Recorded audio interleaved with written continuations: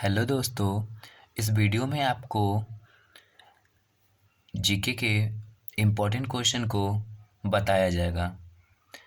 यह वीडियो जो general competition का तैयारी कर रहे हैं उनके लिए इम्पोर्टेंट है ये वीडियो।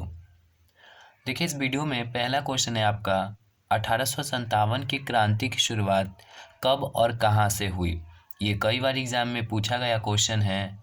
तो 1857 की क्रांति की शुरुआत 10 मई को हुई थी। 10 मई को हुई थी 1857। और ये मेरठ से शुरू हुई थी। मेरठ से। कहाँ से शुरुआत हुआ इसका? मेरठ से। 1857 की क्रांति की शुरुआत कहाँ से हुआ? मेरठ से। देखिए, अगर पूछा जाए कि 1857 की क्रांति के समय गवर्नर जनरल कौन था? Governor general Lord Canning. Lord Canning इस समय गवर्नर जनरल था। इसे सिपाही विद्रोह के भी नाम से जानते हैं। देखिए, और 1857 के विद्रोह के समय मुगल बादशाह कौन था? मुगल बादशाह। तो मुगल बादशाह में आपका था इस समय बहादुर शाह जफर। बहादुर शाह जफर। ये 1857 की क्रांति के समय मुगल बादशाह हुए थे। इनको बहादुर शाह द्वितीय भी कहते हैं। बहादुर शाह जफर को अंग्रेजों ने पकड़कर रंगून भेज दिया। Rangoon jail. रंगून। ये रंगून अभी म्यांमार में पड़ता है। रंगून, जहां उनकी मृत्यु 7 नवंबर को हुई। निधन 7 नवंबर को 1862 को रंगून में हुई थी। चलिए, अगला क्वेश्चन है आपका प्रिंसिपिया पुस्तक किसने लिखा? तो ये प्रिंसिपिया पुस्तक न्यूटन ने लिखे थे। न्यूटन। राजस्थान का क्षेत्रफल भारत के कितने प्रतिशत क्षेत्र पर है? तो 10.41% पर है।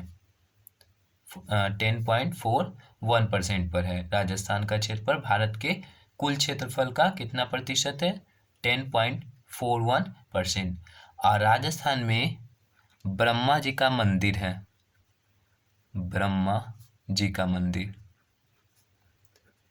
ये विश्व में केवल ब्रह्मा जी का मंदिर राजस्थान में ही है, और ये राजस्थान के पुष्कर में है। पुष्कर में ब्रह्मा जी का मंदिर। और भारत का सबसे बड़ा राज्य राजस्थान है। भारत का सबसे बड़ा राज्य राजस्थान है। अगला क्वेश्चन है आपका, और अरावली पर्वत श्रेणी भी राजस्थान में है। अरावली पर्वत श्रेणी। अरावली पर्वत श्रेणी जो विश्व की सबसे प्राचीन पर्वत श्रेणी है, अरावली। 1 नॉटिकल मील कितने मीटर के बराबर होता है? 1852 मीटर के बराबर होता है। 1 नॉटिकल मील में 1852 मीटर होता है। और नॉटिकल मील का यूज समुद्र की दूरी मापने में किया जाता है। समुद्र की दूरी। समुद्र में दूरी मापने के लिए किया जाता है नॉटिकल मील का यूज। और 1 नॉटिकल मील में कितना मीटर होता है? 1852 मीटर। अगला क्वेश्चन है आपका, 1 फैदम कितने फीट के बराबर होता है? तो 6 फीट। 1 फैदम 6 फीट के बराबर होता है। और फैदम का यूज समुद्र की गहराई मापने में किया जाता है। समुद्र की गहराई। ये हो गया आपका आंसर। अगला है, भारत की सबसे बड़ी कृत्रिम झील कौन है? कृत्रिम का मतलब बनाया गया, मानव निर्मित, मानव के द्वारा बनाया गया। तो वो है गोविंद वल्लभ पंत सागर। ये झील का नाम हो गया। यूपी में है ये आपका। और भारत का सबसे बड़ा मीठे पानी का झील, भारत का सबसे बड़ा मीठे पानी का झील कौन है? तो वो आंसर हो जाएगा आपका वुलर झील। वुलर झील, ये वुलर झील आपका जम्मू कश्मीर में पड़ता है। जम्मू कश्मीर में वुलर झील, ये मीठे पानी का झील भारत का सबसे बड़ा है। अगला क्वेश्चन है आपका, नोबेल पुरस्कार जीतने वाली प्रथम महिला कौन थी? तो मैरी क्यूरी, मैरी क्यूरी थी।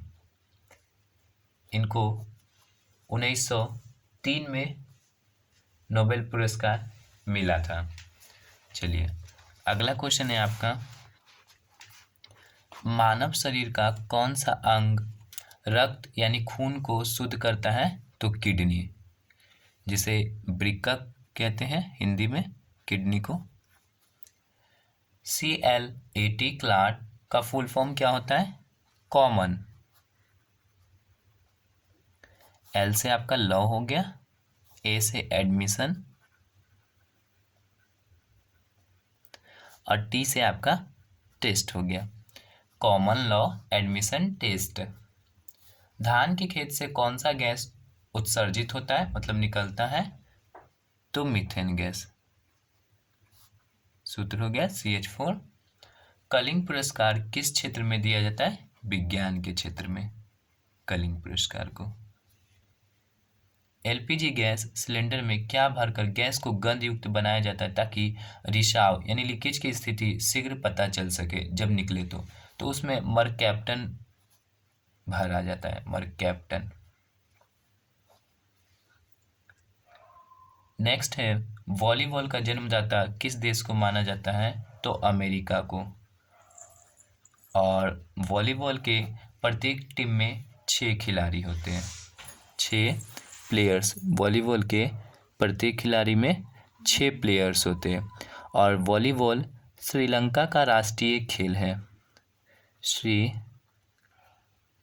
का राष्ट्रीय खेल है। भारत का राष्ट्रीय खेल क्या है? हॉकी। और अमेरिका का राष्ट्रीय खेल क्या है? बेसबॉल। बेसबॉल अमेरिका का राष्ट्रीय खेल है, इसे भी याद रखिएगा। नेक्स्ट है आपका, क्रिकेट का पहला टेस्ट मैच कब और किसके बीच खेला गया था? तो पहली बार ये टेस्ट मैच 1877 में खेला गया था, इंग्लैंड और ऑस्ट्रेलिया के बीच। इंग्लैंड और ऑस्ट्रेलिया के बीच।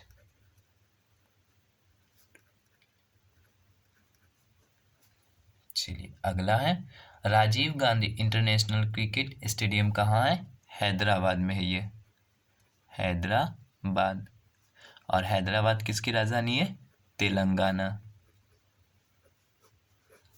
तेलंगाना राज्य का निर्माण कब हुआ? ये कब बना?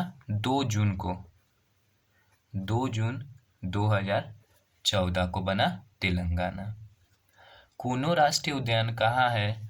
तो ये आपका पड़ता है मध्य प्रदेश में, मध्य प्रदेश में कूनो राष्ट्रीय उद्यान।